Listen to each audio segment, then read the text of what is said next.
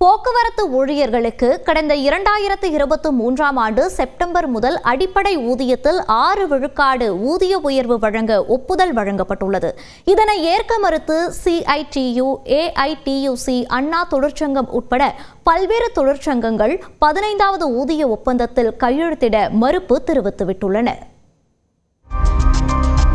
தமிழ்நாடு அரசு போக்குவரத்து கழகங்களில் பணியாற்றும் ஊழியர்களுக்கான 14வது ஊதிய ஒப்பந்தம் கடந்த 2023ஆம் ஆண்டு ஆகஸ்ட் மாதத்துடன் நிறைவடைந்தது. தொழிற்சங்கங்களின் போராட்டத்தை அடுத்து ஓராண்டு தாமதமாக கடந்த ஆண்டு ஆகஸ்ட் 27ஆம் தேதி முதற்கட்ட பேச்சுவார்த்தையும் கடந்த பிப்ரவரியில் 2ஆம் கட்ட பேச்சுவார்த்தையும் நடைபெற்றது. தொடர்ந்து 3வது கட்ட பேச்சுவார்த்தை சென்னை குரோம்பேட்டையில் உள்ள மாநகர போக்குவரத்து கழக பயிற்சி மைய வளாகத்தில் நடைபெற்றது. அமைச்சர் சிவசங்கர் தலைமையில் நடைபெற்ற இந்த பேச்சுவார்த்தையில் தோமுச, CITU, அண்ணா தொழிற்சங்கம் உள்ளிட்ட 86 சங்கங்களின் பிரதிநிதிகள் கலந்து கொண்டனர். 7 மணி நேர பேச்சுவார்த்தைக்கு பிறகு ஊதிய ஒப்பந்தம் நிறைவு செய்யப்பட்டது.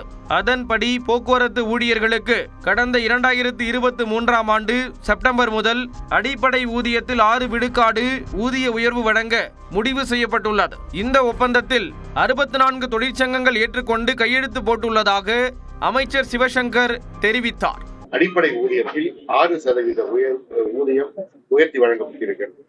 இப்படி இந்த ஊதிய உயர்வு வழங்கப்பட்டிருக்கின்ற காரணத்தினால் குறைந்தபட்சம் 1420 ரூபாயிலிருந்து அதிகபட்சமாக 6460 ரூபாய் வரை இந்த துறையில் பணியாற்றுகின்ற பணியாளர்கள் கூடுதலாக பெற இருக்கிறார்கள்.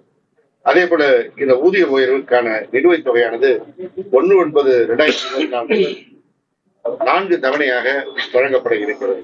இந்த ஊதிய ஒப்பந்தத்தை ஏற்க மறுத்து CITU, AITUC, அண்ணா தொழிற்சங்கம், TTSF உள்ளிட்ட 20க்கும் மேற்பட்ட தொழிற்சங்கங்கள் கையெழுத்திடாமல் வெளிநடப்பு செய்தன. 1/9/2023 ஒப்பந்தம் அமுலுக்கு வரும். ஆனால் அந்த தேதியிலிருந்து பணம் கிடைக்காது.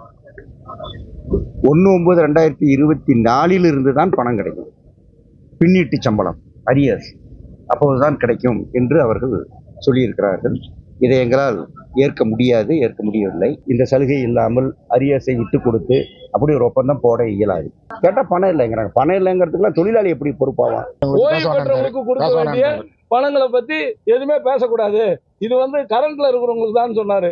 நாங்க என்ன சொன்னோம், நாங்களும் நாளைக்கு ஓய்வு பெறுவாங்க, எங்க தொழிலாளரும் ஓய்வு பெறுவாங்க, அதனால அவங்களுக்கு ஒரு முடிவு எடுக்கணும்னு சொன்னோம். அதை பத்தி எந்த விதமான தெளிவான பதிலும் இல்லை.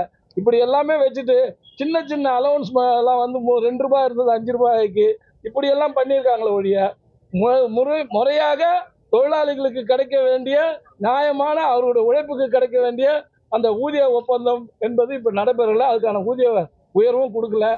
3 விழுக்காடு சிறப்பு ஊதிய உயர்வு வழங்க வேண்டும், ஓய்வு பெற்றவர்களின் பணப்பலன்களை வழங்க வேண்டும் உள்ளிட்ட கோரிக்கைகளை முன்வைத்ததாகவும் எதற்குமே தெளிவான பதில் கிடைக்காததால் தொழிற்சங்கத்தினருடன் கலந்து பேசி அடுத்த கட்ட போராட்டம் குறித்து முடிவெடுக்கப்படும் என்றும் அண்ணா தொழிற்சங்கம் தெரிவித்துள்ளது.